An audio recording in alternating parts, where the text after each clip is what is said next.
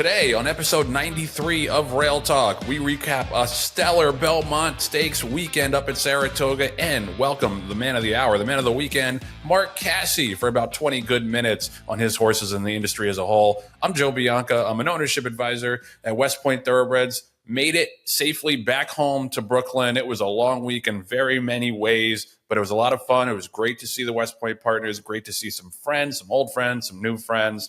John, where the hell were you? Jonathan Green, general manager of DJ Stable. I was at home fretting and biting my nails and doing laps at home, trying to decide whether or not we made the right decision on our Philly nitrogen. Thankfully, everything came even better than anticipated, much like the show. The opinions expressed on Rail Talk are those of hosts Joe Bianca and Jon Green and do not reflect those of anybody we work with or work for.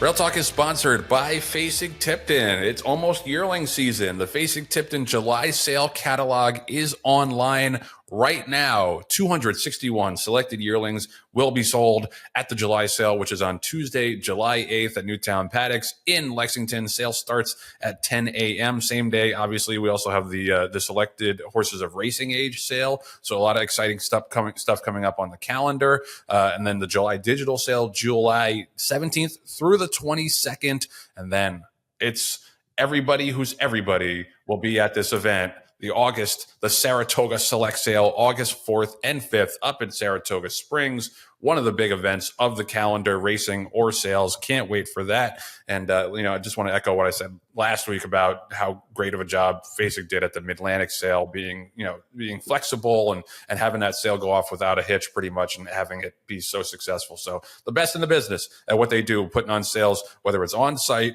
or in the digital realm. Go to facingtipton.com to learn more. So it's shaped up as a tremendous Belmont on paper, and it lived up to that on the racetrack. We got the 1, 2, 3 finishers from the Derby, same order in the Belmont. First time that's happened since 1977. Sovereignty ran down Journalism in the stretch and kicked away late.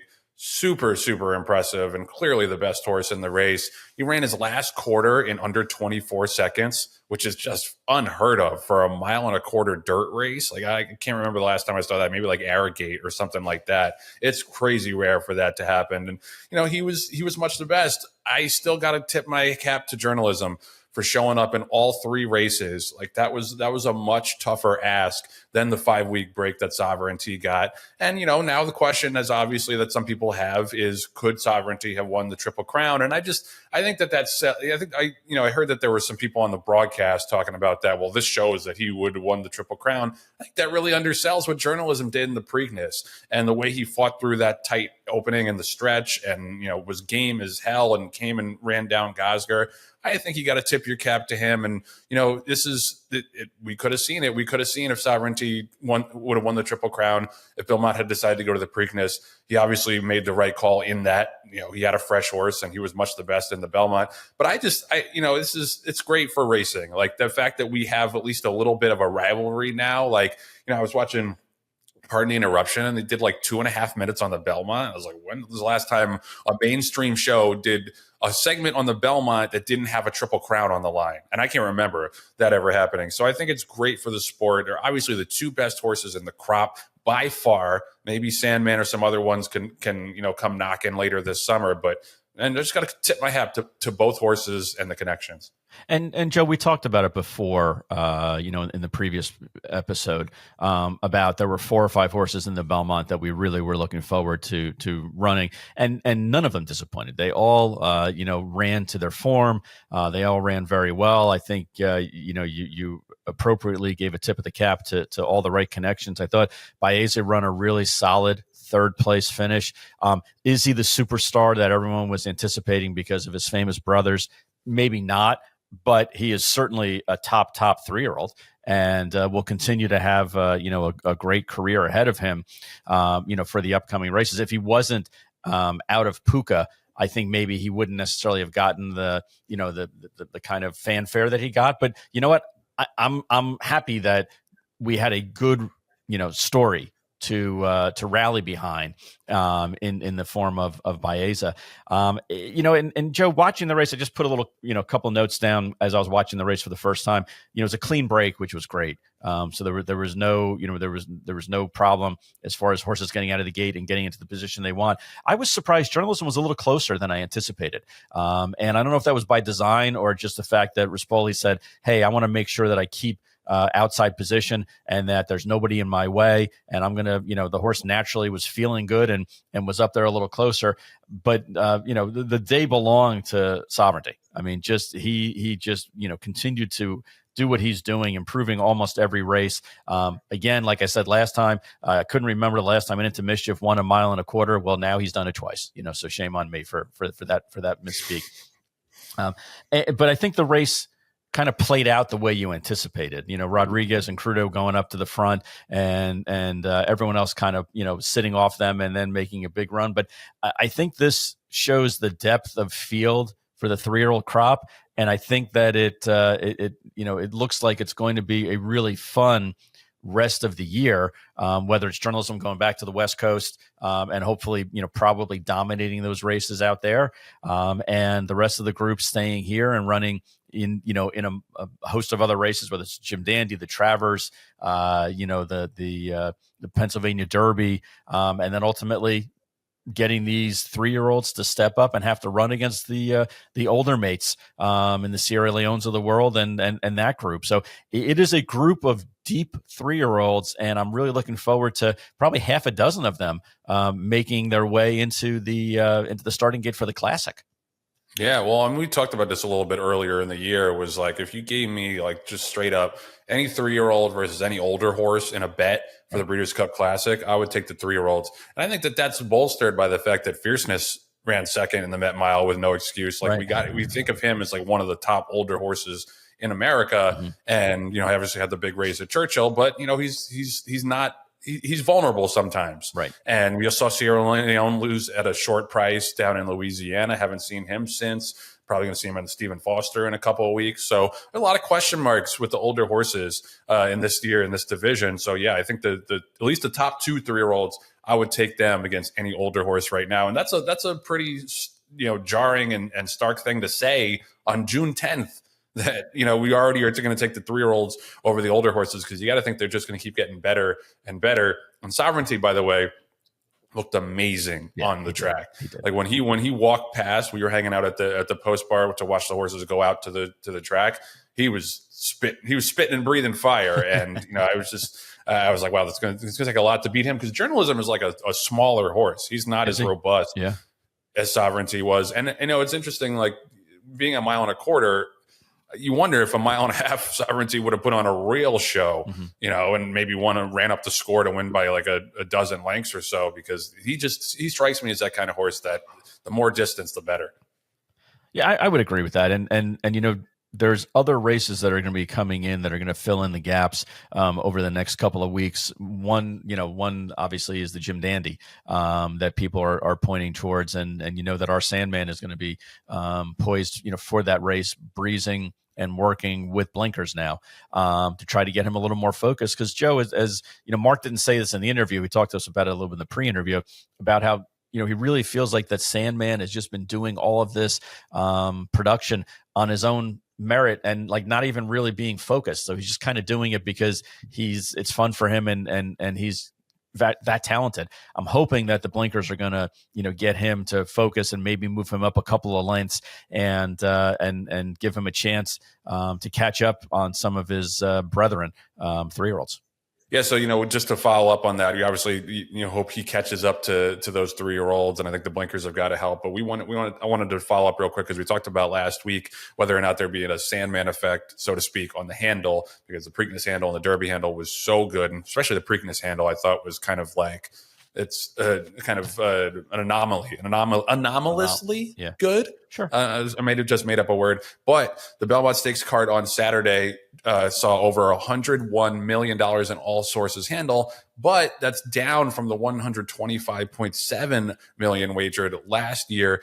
Still was better than the 2022 total of 98.8 million. The Belmont Stakes race itself handled about $55 million. I think that it's tough to say, whether or not there was that kind of effect from having a really popular horse not in the race, because and on the card, because the two races were taken off the turf and moved to or a couple races taken off turf and then a couple were canceled and moved to Sunday. So I think it's not an apples to apples thing, but it's a little interesting that handle was down that much. I think overall it was still a really good card.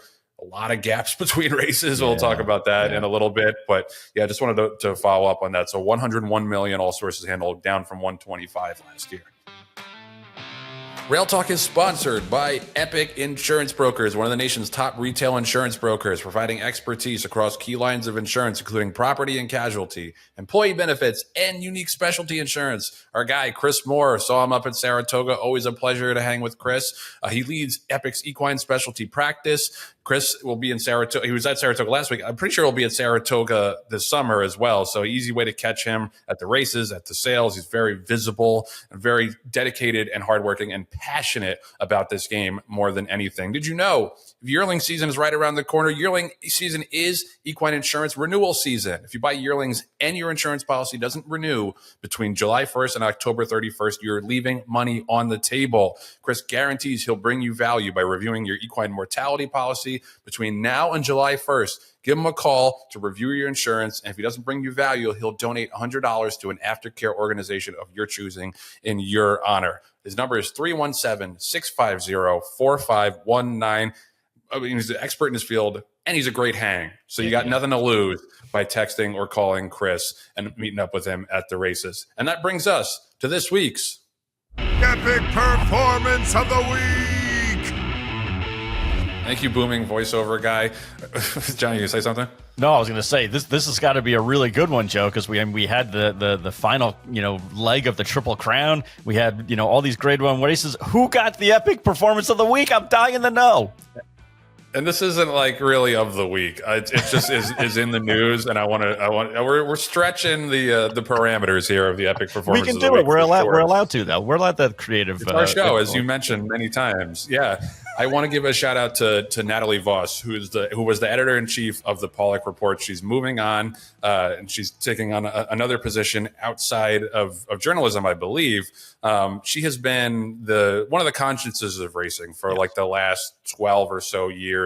And, just reading the quote from her farewell to the Pollock Report viewers, she said, "I've always considered myself horse racing's stern parent, the person self-appointed to love the sport, yes, but also to hold up a mirror to the industry's problems and urge it to get its act together before it's too late for all of us." And I think that's 100% the role that she served. It's a role that we try to serve a little bit in this game, is not just to be an advocate, but to be a critic when necessary. John's got the Pollock Report hat up. And yeah, I think that Natalie has been one of the consciences of the industry for as long as she's been doing this, and does great investigative reporting. And she's going to be sorely missed. So even though this isn't this week, and the Epic Performance isn't her quitting. The Epic Performance is Natalie's career as a writer, as an editor, and as an industry critic. It's on all of us to kind of pick up the slack that she's leaving behind, because she was such a clear voice and such a moral voice in this industry, and a great writer, obviously, and reporter. We had her on the show before.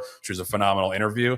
John, any words about Natalie's farewell? I think you wrapped it up very succinctly and very appropriately. I've learned a lot from Natalie.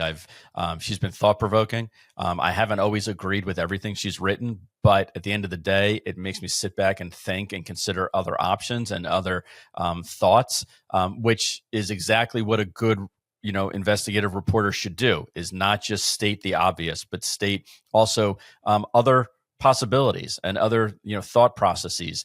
And I've always had a tremendous amount of respect for her. I'm sorry to see her leave our industry, because, as you mentioned, it's one thing to be a reporter about the industry. It's another thing to be investigative and thought-provoking. And that's always been Natalie's MO. And I wish her the best in her next career, and hopefully our paths will cross. Absolutely. Natalie Voss, this week's Epic Performance of the Week-ish. Rail Talk is sponsored by The Green Group, the #1 accounting firm in the horse business. There's one reason that they're at the top. No other CPA firm knows the horse industry like they do. Len and DJ Stable own over 200 horses. They won close to 2,600 races. They've got close to 1,000 clients in the horse business because they make the money and save them taxes. Len guarantees he will find you value and savings. And to put his money where his mouth is, there's a special offer for listeners of Rail Talk, exclusively complimentary, confidential, half-hour consultation where Len guarantees he'll find you value and savings. Call him up. And what's that number, Michael Agresta? 732-634-5100. Green Group. God bless Michael Agresta. Man, I never get tired of that jingle. How could you? If he put out a whole album of jingles, I'd buy it. In a heartbeat. Julia, put the bug in his ear. Please. I don't know. I thought Julia was going to chime in from the production bay, but I guess not. Anyway, that's for you, Michael, directly too. But call Len up at what's that number, Michael? 732-634-5100. Oh God! I just wanted to hear it one more time. Or you can go to greenco.com. But you don't have to take it from me. We're swaying, and we're not even listening to it. We're still swaying. That's how great of a tune it is. It's like, wow! Don't let them behind the curtain, dude. Don't break the fourth wall. Oh God. Anyway, but you don't have to take it from me. Listen to this next satisfied customer, Dan Hall of Hiddenbrook, who pinhooked a very nice 2-year-old that we have with Mark Casse named Ewing. Let's listen to Dan about all the money that Len Green and the Green Group saved him. We do use the Green Group, used them for years, handle all our taxes. The easy thing to say is you've got somebody who's involved in this business as well. So the Green Group understands the ins and outs of the business.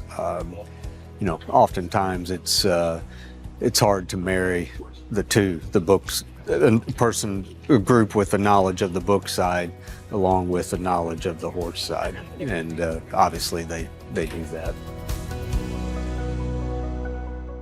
Thank you, Dan. And thank you, Len and the Green Group, for your sponsorship. As always, congratulations to DJ Stable for a phenomenal win on Saturday. And just a reminder, if you're not using the Green Group to help you with taxes, you're probably paying too much money. There's a reason that Len and the Green Group have almost 1,000 clients, and nobody else in the horse business nobody else in the accounting business that knows the horse business like Len does. He proves it over and over again, and he'll do it for you. Go to greenco.com. We're so thrilled to bring this next guest back to the Rail Talk studio, returning champion, dual Hall of Famer, coming off a banner stellar week at Saratoga. Mark Casse, welcome to the show. Thanks for having me. Mark, it was an unbelievable week for you and the Casse barn. Let's go over the numbers at Saratoga, or not just Saratoga, weekend stakes record, 18 starters, 4 winners, 6 seconds, 2/3, and 4 fourths. That's pretty great across the board. I want to start with nitrogen because I think it was unclear to people when they took that race off the turf whether or not you guys would run. I think a lot of times with heavy favorites especially, people are cautious. They say, well, wait for the next spot. What were the discussions like? And John, you can chime in here too. What were the discussions like when it came to entering and keeping nitrogen in the race on Saturday? There was a lot of discussions going back and forth. Normally I have a pretty strong opinion, but I was concerned here. When you have a filly and she's the best turf filly in North America, 3-year-old filly turf, you don't want to tarnish her record. You don't want to put her in a bad position. So it was long. I tell everybody, I ate a lot of ginger that day because my stomach was hurting trying to make a decision. And really, John and Len ended up saying, look, we'll take responsibility for it. Let's run. And one thing that I was able to do, which made me feel a lot better, our team, we have great records. And I went back and I looked at her December 19th work with Dream On at Palm Meadows on the dirt. And it was the bullet work. She worked great. She galloped out great. And that made me feel more comfortable. Then the only decision, and we'd contacted the stewards and asked, when could we scratch? And they had given us to 1 hour before post. So then I'd say 3 hours out, John and Len called and said, we're good with running. And I said, well, okay, that's good. I just have to be comfortable with the racetrack. And so I watched it. I talked to Jose right after, I believe it was the fourth. And I said, what do you think, Jose? And he goes, no, I'm good with the track. So that's when we decided. We really didn't know for sure we were going to run to about 1 hour before. And it was not, the thing is too, Joe, it wasn't about greed. She has nothing to prove. Right. It wasn't about the money. It wasn't about that. Is now our opportunity to try her on the dirt. And what happens is she went to Woodbine in the summer. She went there for one purpose, and her purpose was to win the Natalma. Because looking at her pedigree, I thought she was grass. So now she runs well first time out. She comes back, runs well in the Natalma. Arguably could have won the Breeders' Cup. I know they talked about how great the Breeders' Cup winner was, but if you really watch the race, with not having a troubled trip, we were going to make her run for her money. So now it gets more difficult. Where do you decide to run on the dirt? And there was just never a good opportune time. I will say one thing about John and Len and DJ. They're not afraid to step out of the box.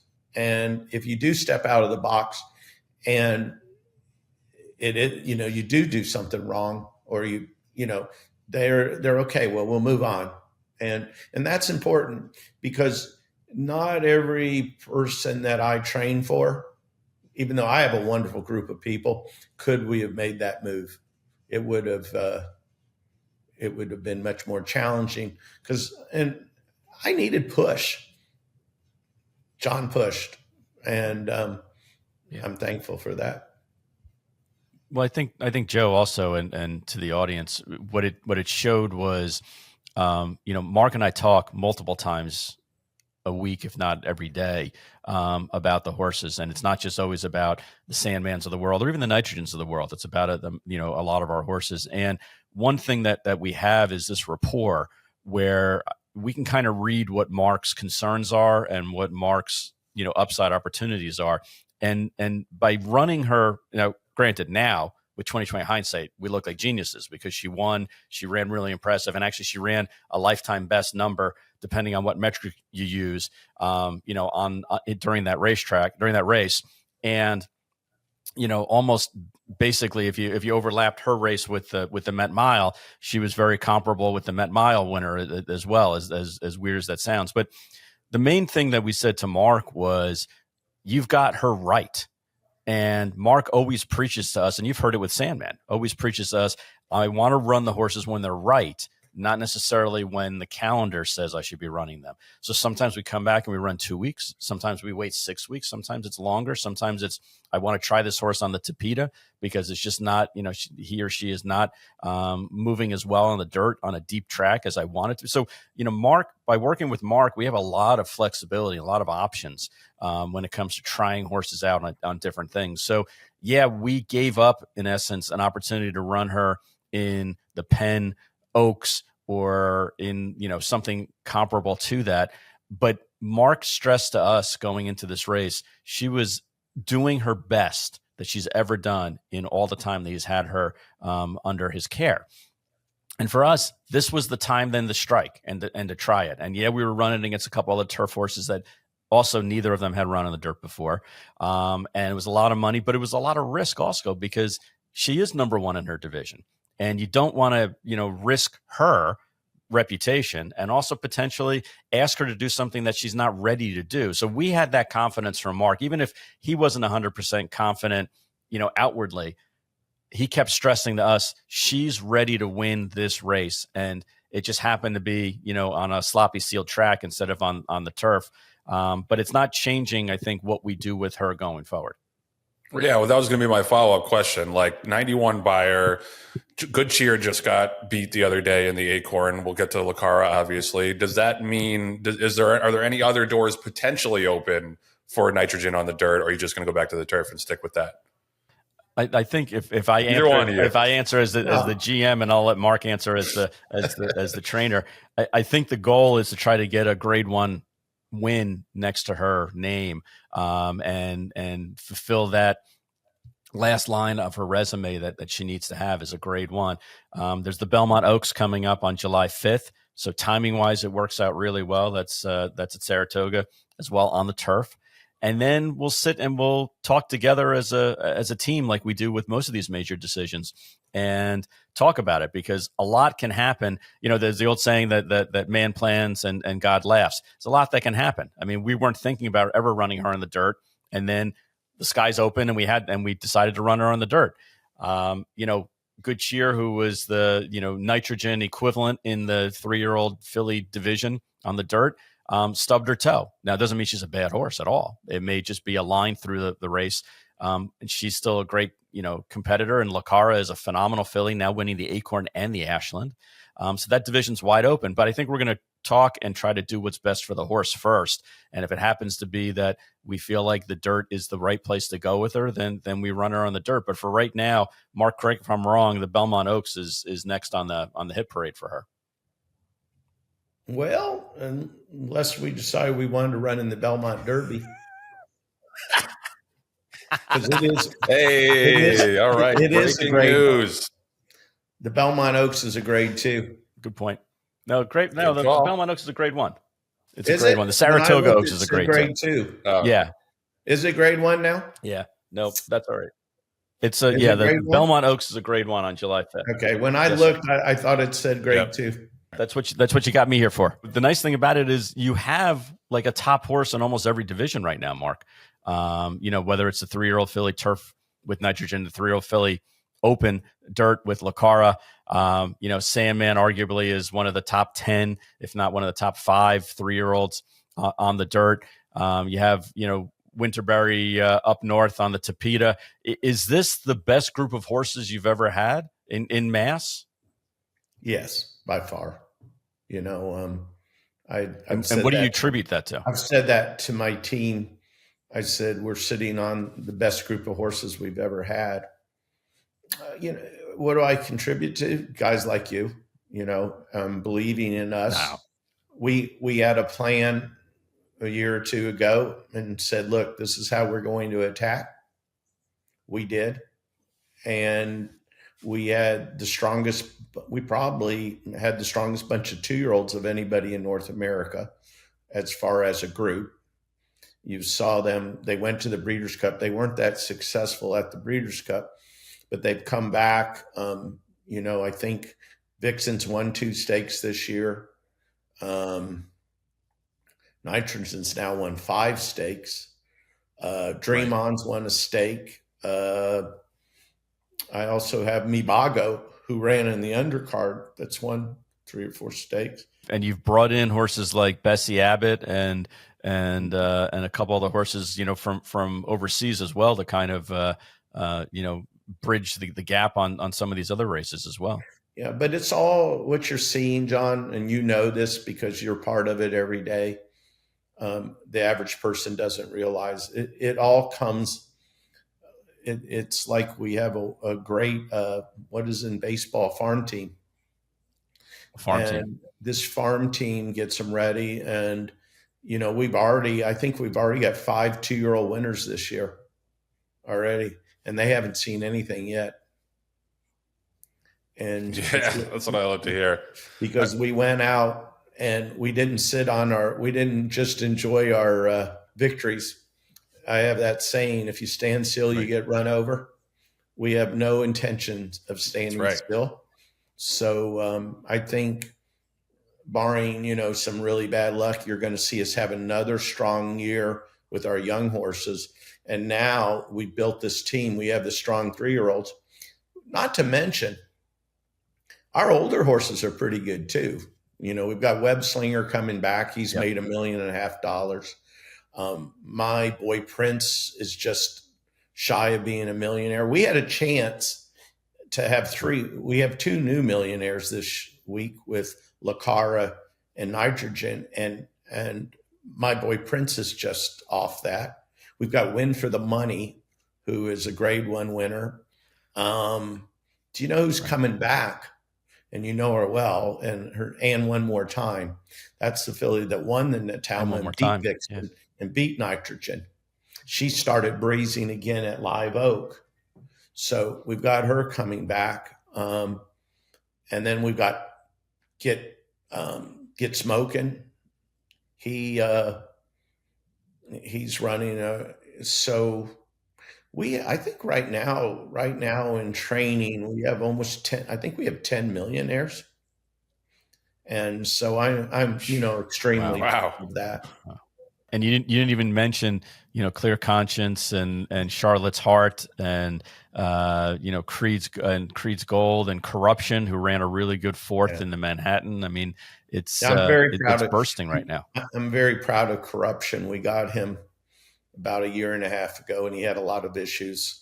We worked him through it, and he broke his maiden for 35,000, and now he just got beat a few lengths in the Grade 1. So, yeah, I'm proud of Corruption, and we have a filly called America the Great that you guys own with Gary Barber. She's by Curlin out of America. I've run a lot of horses. What she was able to do, even though she got beaten in her first start at Churchill, was amazing. I'm really excited about her. We had a horse win the other day for Mr. Oxley that I trained the mom and the father, and he bred it, and his name's Strategic Risk. That was very impressive. He's heading for Saratoga. So, yeah, it's exciting times. I'm very proud of our team, at Saratoga. We went I think we ran 14, and everybody showed up. And that's all you can ask. You get a little unlucky sometimes and you don't win, but everybody was there trying. And so I'm very proud of it. You didn't mention we have a nice looking West Point 2-year-old who's coming up this week on the Sandman path. I'm not gonna spill too much there, but that's another one that we're really excited about over on my side. You mentioned like part of the reason you're able to have some success is because of owners like John and Len and Gary Barber. I wanted to talk about Tracy Farmer a little bit.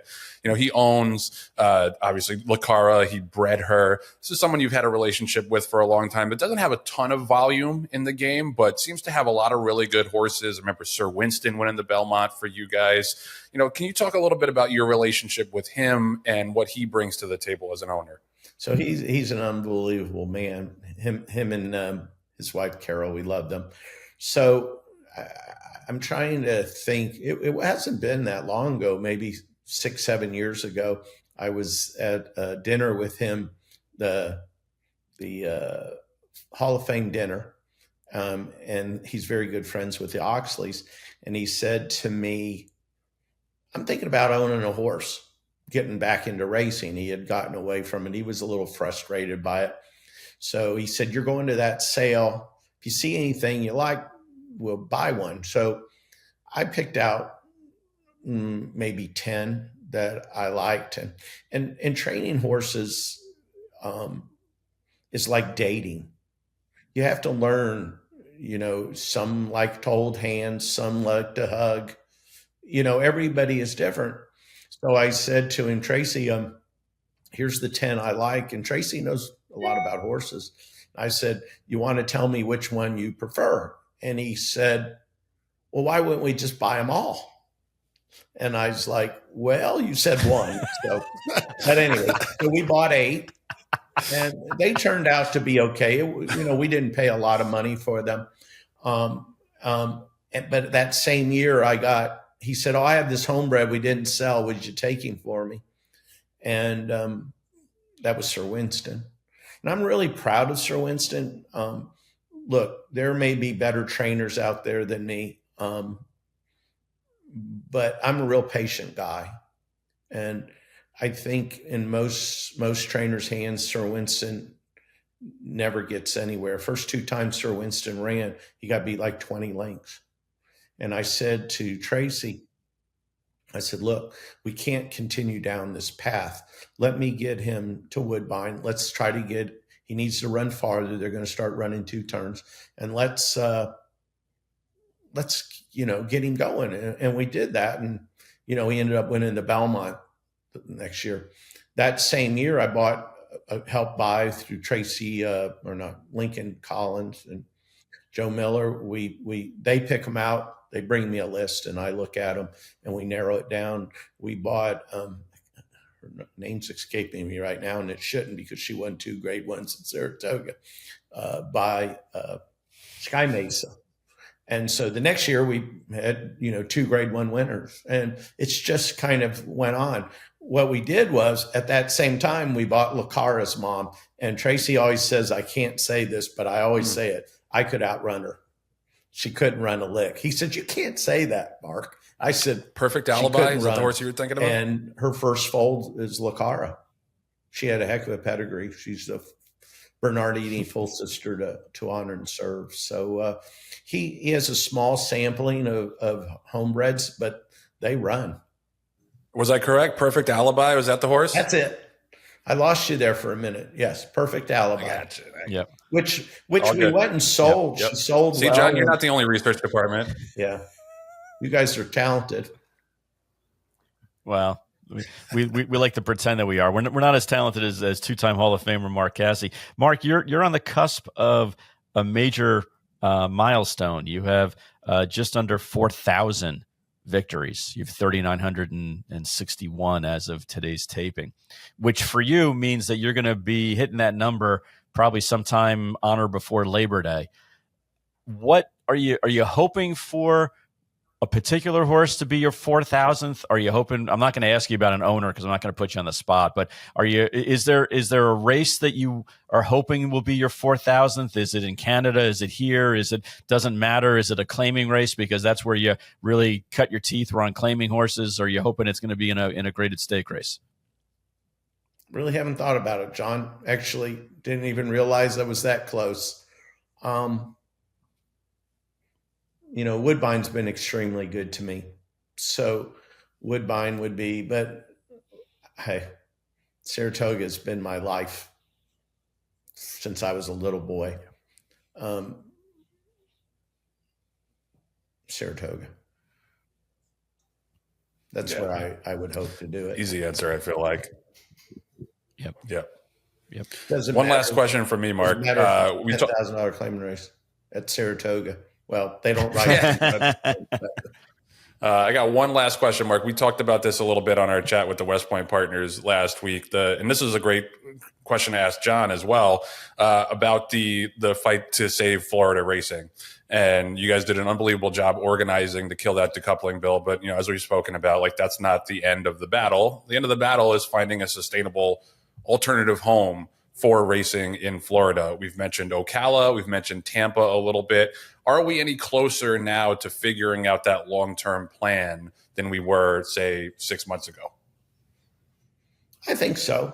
That victory in Tallahassee was just some time. We work on it every day. John's one of them. We're having meetings. It's not going to be easy. It's imperative though. So it's got to get done. We have some ideas. Are we closer? Yes, but we're still a long ways away. John, any thoughts on that? Yeah, I think Joe, you bring up a very good point with the decoupling. That was just kind of the spark that started the fire. What it's done is it's actually emboldened horsemen's groups to work together for the first time that I can remember, and try to accomplish a goal that benefits everyone as a whole and the industry as a whole.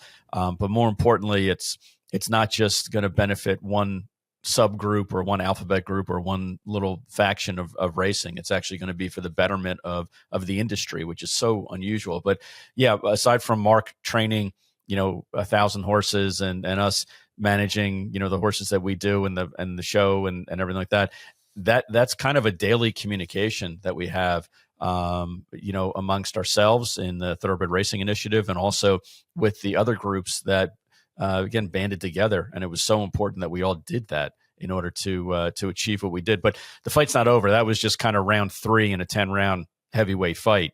And I think we all look at it as we need to continue to work in lockstep and hopefully have alternatives to Gulfstream, because it's clear that First is not interested in being in the racing industry. They're interested, they have other interests, and it's for their betterment, which, hey, it's their asset. They're the owner. They can do with it as they please.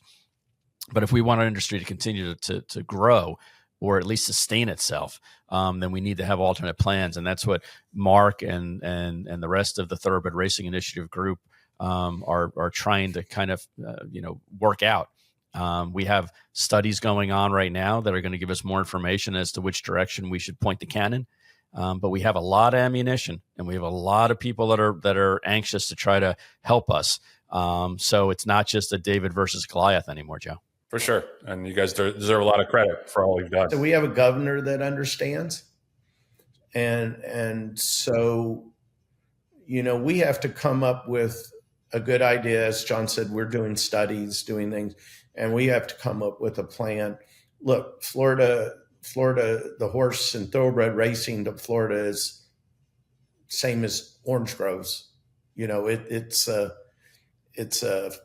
symbol for Florida. So we'll get something worked out, but it's not going to be easy. Mark, I have one last question. Your legacy, and I know that you're going to be training for another 15, 20 years, but what is when you look back at your career and you'll have 4,000 wins and you've won just about every big race that's out there, 2-time Hall of Famer, have a couple of kids that are in the industry. What do you think is going to be your legacy in the industry, or what are you most proud of that you've accomplished in the industry? You know what, John, for me, going into the Hall of Fame, because it's very difficult to get in, as so noted recently. It's not easy. But as I told my son Colby, when I heard that we got in, I said, you know what this means? This means that you can do everything right. You can play by the rules and still accomplish your dreams. It may be a little more difficult, but it's much more rewarding. And that's anybody that knows me, anybody that's been around me, anybody that works for us knows that I don't cross the line. I play by the rules. I always have. I always will. And does it make it tougher? Yes, because so many times we have to compete against others that don't play by the rules. So that's what I'm proud of. I'm proud of that. Plus, I think, what's his name? Tim McGraw. There's a song called Humble and Kind. And in it says, achieve your goals, but treat others and treat them as you would want to be treated. And I don't take myself too serious. I'm so fortunate. I have a wonderful family. I get to play in a game that I love. And so it just doesn't get better than that. My final goal would be, I want horse racing to be in a better place when I leave than when I came into it. And so you see me fighting hard, and if it's HISA, if it's about Florida racing, you know me, I step up, and I might not always be right. I think I am, but I'm going to fight for what I believe is best. And as I said, I want this industry and this sport to be better when I leave than when I got into it. Right. Yeah, I mean, you've certainly done your part on the racetrack and off the racetrack. It's a pleasure to have you on the show. It's a pleasure to have you in the West Point family and the DJ family. Mark Casse, congratulations on a huge weekend, and thanks as always for the time. Thanks for having me, guys.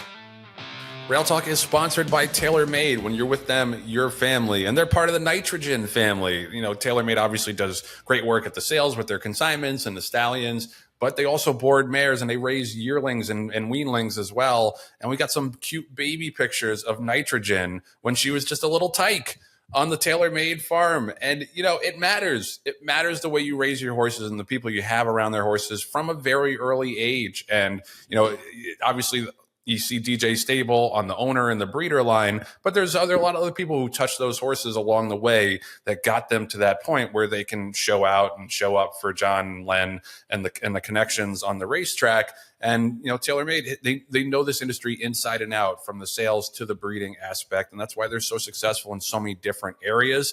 And so if you got mares, if you're looking for places to raise your little foals, give them a call. Go to TaylorMadeFarm.com. Learn more about all the services that they provide and what makes them the cream of the crop across so many factors and facets of this industry.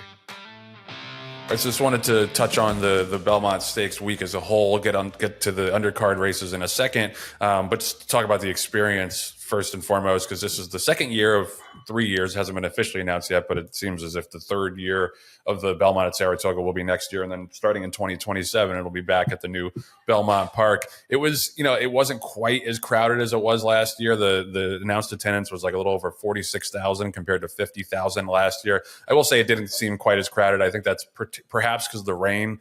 It rained all day, all morning on Saturday. I think that kept some people away. It was still kind of uncomfortably crowded. I think that it should be 45,000 max, but now we're splitting hairs here if it was 46,000. The thing that annoyed some people, I think, and I think that, you know, you kind of got to be a little bit quicker on your feet with these things, is the spacing of the races. Now, I understand that the Belmont, you got the TV responsibilities and obligations, so you can't move the race too much and then miss your broadcasting window. But I just thought, you know, having like 50, 60, 65, 70 minutes between races on Saturday, like, it's already a long day as it is. Like, first post was what, 11 o'clock, 10:45, something like that. And the last race went off after 8 o'clock. Like, these days are just too long. It's not just the Belmont, like the Derby Day, like these cards are just too long. There's too long between races. Like, if you want to keep people's attention, I think you got to run these races in quicker succession. I know you want to soak up all the betting handle and all the concession money that you possibly can, but that was my only real complaint, because I wasn't quite as crowded as last year. But John, that was a long day waiting for all those races. It makes for a long day. And I was in Jersey, and it was a long day just kind of waiting. And I had the opportunity to do various things in between. So I can't imagine what it was like on the track, because if you had to be there for the first race, it means you're getting up at 8, 9 in the morning and getting your zoot suit on, and you're wearing it for good 12 hours at that point. That does make for a long day. And you were out there entertaining investors and clients and stuff like that. So I'm sure by the end of the day, you were ready for a good stiff drink, after during the day too. Exactly. But yeah. I think that Naira was put in a tough position because of Mother Nature. And when you combine that with, hey, we're on national television on top of it, so we have to adhere to the contract that we have, with the channel. I understand where they're coming from. New York has been, kind of the spearhead of, hey, if we're going to have a day, then we're going to have a huge day. And we're going to, they were the ones, if I remember correctly, they were the ones who really implemented the super card, where they put, purposely they put like 6 grade 1s on a card. And I love that. I love that as somebody in the business and somebody who has rooting interest and obviously with the show, we're going to be watching all of these important races. So I would love to be able to sit and watch, race after race after the race, almost like a 6-month preview of the Breeders' Cup. The weather really hurt them. They had to pivot and make some decisions about what races were going to be off the turf and which ones are going to be postponed to the next day. It's not an easy decision, especially when you have to take into consideration that if you take a race off the turf, it's going to scratch down, and it's going to immediately be knocked down from a grading standpoint, from a 1 to a 2 or 2 to a 3. And that hurts overall their resume as far as a racetrack. So there's a lot of factors that get put into the pie, baked into the pie before they actually have to pull the trigger and make a decision. But Mother Nature kind of waylaid them. Now, can you say, okay, well, now with the Breeders' Cup coming there in a couple of years, it could be the same problem. Any racetrack, it could be the same problem. If you get a piss down rain, and we know it from the one time it was at Monmouth Park, if you just get a bad window of weather, you're screwed, and you can't really do anything about that other than to say, well, we should have had an alternative plan. Well, what's the alternative plan? You're going to move the Breeders' Cup from New Jersey or New York to Kentucky? Because the weather, I mean, there's no way logistically or logically you would do something like that. So sometimes you just have to play the hand that you're dealt. And I think that they were able to be nimble enough to move a couple of the races, the grade 1 races, to the following day, albeit again on another long card. But they got the results that they wanted, and they get to keep the grade 1 statuses of those races. And I think that, we'll talk about those two races, but I thought that the Jaipur was an exciting race, and certainly, the last race on the card on Sunday was really exciting, primarily because, Miguel Clement won his first graded stake and won his first grade 1 stake after taking over for his recently departed father. Yeah, I'm going to mention that, and obviously in a second. The more I think about it, the more I think 101 million actually was pretty good, because the race getting Manhattan and the Jaipur getting canceled knocked out both the pick 6 and the late pick 5, which would have handled a ton. And I don't know this answer. Like, why could we not have just rejiggered the races to have the late pick 5 be on the last 5 races going into the Belmont? Like, I wonder, like, logistically or technologically why that wasn't possible.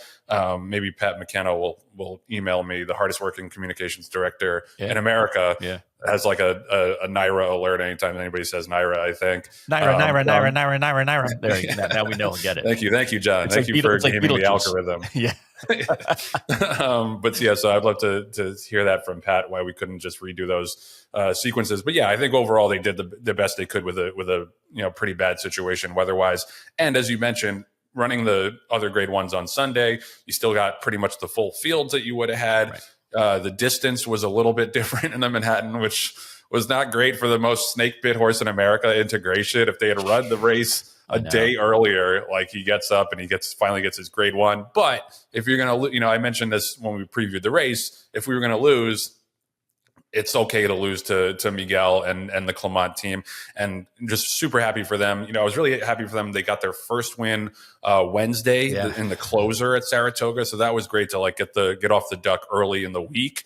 And then kind of just, you can settle in and do what you would normally do. So yeah, Deterministic, wire to wire, great ride by Kendrick Carmouche as is typical on the lead. And yeah, I don't know if you saw the interview that Casse did with Miguel after the race. That was so sweet. And just so perfectly handled by both of them. I thought, all class as usual, and would have obviously made Christoph very proud.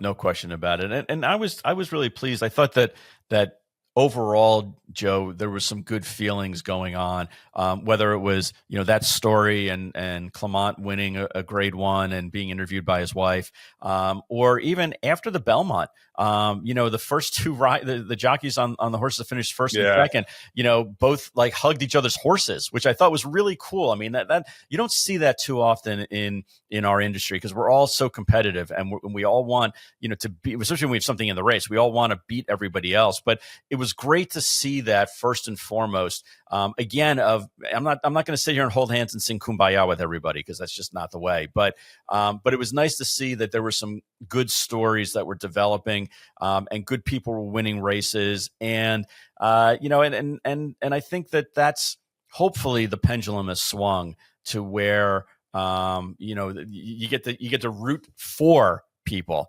instead of looking at the racing form or the program and you're like, oh, I'm going to root, I have to root against this horse because of the connections, not even necessarily because of the horse. So hopefully there's more goodwill that's being born out of some of these stories. Yeah, I love that video so much of Junior and Rispoli after the race, embracing each other and then embracing each other's horses, which I had never seen before. I'd never seen a jockey reach over and hug somebody else's horse on the racetrack, but that was so sweet. And I think just showed the level of respect that they have for each other and for those horses, and that we all should have from both of them and for both of those horses, because it was a phenomenal Triple Crown season. It was a great season. Like, obviously it was a downer that Sovereignty didn't run in the Preakness, but besides that, it was pretty much everything we could have asked for. And like I said, getting a lot of attention outside of these walls of the racing industry, and giving people, people taking notice of these phenomenal horses and this phenomenal game. And it was, it was a feel good Triple Crown season overall. Just to touch on a couple of the other undercard races from the weekend, Raging Torrent was crazy impressive in holding off Fierceness. Got a 106 buyer. Maximus Mischief, a little bit of an underrated sire that I like a little bit. Bookham Dano and a really, really strong renewal of the True North. Wore down Mullikins. That was really exciting. Ways and Means got a 111 buyer for her win in the Bed of Roses. She's pretty clearly the top sprinting filly in the country right now. She Feels Pretty winning the New York, and she showed that she doesn't just have to blow you out. Like, she can win a dog fight, because that horse, to her inside, was not going away, and she was able to wear her down over a very, very soggy turf course. They ran a mile and 3/16 in 2 minutes. I know, crazy. Like, that's not even that great of a time for a mile and a quarter. Right. Over a firm turf. But John, I know there's one or two other horses you wanted to touch on as well. Well, I think you should definitely talk about Patch Adams and the fact that he won impressively the Woody Stevens, the great one Woody Stevens, another Into Mischief out of a Distorted Humor mare. It's not the first time, Joe, that you and I have talked about Distorted Humor mares and how well their progeny have done on the racetrack. E.g. Sandman. Anyway, so we feel like that that's obviously a broodmare sire that is on the radar for sure. And let's talk a little bit about you mentioned Bookham Dano, which is a New Jersey bred and near and dear to my heart, because he's from the Garden State, overlooked, and basically all he does is just run wherever you put him, which is fantastic. But how about the fact that not one, not two, not three, but 4 homebreds won stake races over the weekend, as large as Sovereignty winning the Belmont, Lacara winning the Acorn, East Avenue making his return, winning the Matt Win, and then of course our Nitrogen winning the Wonder again. I just don't remember the time where you had 4 high profile horses like that win big races, big stake races, all graded stake races. And in a day and age where the majority of horses go through a sale, whether it's as a weanling, a yearling, or as a 2-year-old, and not only didn't any of those go through sales, but they stayed with their breeders and are paying dividends for their respective breeders and owners. Yeah, I mean, it has to be extra satisfying, and Nitrogen in particular was incredibly impressive, even though it was only a 3-horse field. That was a public workout. And I went to see her on Sunday morning. Maybe we can put that video up. She's a total sweetheart. She is, very proud of herself. It's so funny. Like, it's a horse that had like maybe the most impressive undercard performance on Saturday, and then just visually at least, and then there's like nobody by her stall, and then like 3 stalls down, everybody's feeding Sandman peppermints for like an hour and a half straight. It's like, dude, it's just horse gonna get diabetes or something. Like, he's got a steady diet of peppermints. I'm no expert on horse digestion, but right. No, exactly. But thankfully he's like 1,100 pounds. So if he eats a bag of peppermints, not that I would recommend it, but if he eats a bag of peppermints, it's not going to affect him as much. But the fun thing about Nitrogen is that she knows she's a queen. Like, she's totally cool with being able to look out on her stall and see what's going on and take everything in. She doesn't necessarily need the public attention, but she does love a good neck rub. She does love a good neck scratch, and she does love people, which is really cool, because sometimes you get these horses that think they're King Kong and they don't want anything to do with anybody. But she's such a down to earth kind of neat filly to be around. It's really fun. Joe, not to continue to toot our own horn, but it is our podcast, so I'm allowed to do this. But I was watching the Fury stake where we had Shifty at 2-5 and Winterberry in there. And Winterberry ended up turning the tables on Shifty and won impressively. And then like 20 minutes later, we had Nitrogen winning the Wonder again. And I have to tell you that I don't think I exhaled from the moment that the Canadian horses went in the gate until after the race was official for nitrogen, because there was just so much excitement and stress and potential. And did we make the right decision? Did we not make the right decision? And we'll talk to Mark Casse about what went into it. But literally at 12:30, which was like an hour before before the Wonder again, we had that fateful conversation with Mark Casse. Like the stewards gave us until an hour before post time to make a final decision about whether we were going to run. And at the time, we were like a coin flip as far as whether or not we were going to run actually in the Wonder again or not, run her on the dirt or not. And thankfully we made the right decision, not only because she won, but because she came out of it unscathed. And really, if you look at it, I think she ran like a fifth of a second slower than the Met Mile. Yeah, but you can't really say that. Like, well, you can say that. It's a different. It's not, I mean, you can say it. It's not that she would have won. I'm not saying she would have won the Met Mile, but go ahead. But yeah, it's a totally different distance, a totally different configuration. So it doesn't really matter. I don't think, unless you want to prove it and run her against Fierceness next time out. How about this? How about the fact that she ran a 91 Bayer and the winner, Lacara, the winner of the Acorn, ran a 93. Is that a better comparable? Even though the Acorn wasn't also a mile, but is that more fair? Yes. Okay. They're both 3-year-old fillies. Like I said, if you want to run in the Whitney with nitrogen, you're free to do so. I appreciate you giving me the approval and the allowing me to do that. If that's the insinuation you're making, then let's see it. I'm saying that I think that our homebred is good. I'm not saying she's just good. She's great. That doesn't mean she would have won the Met Mile. I'm not saying she would have won the Met Mile. I'm just trying to get us some kind of a comparable. But anyway, let's not digress.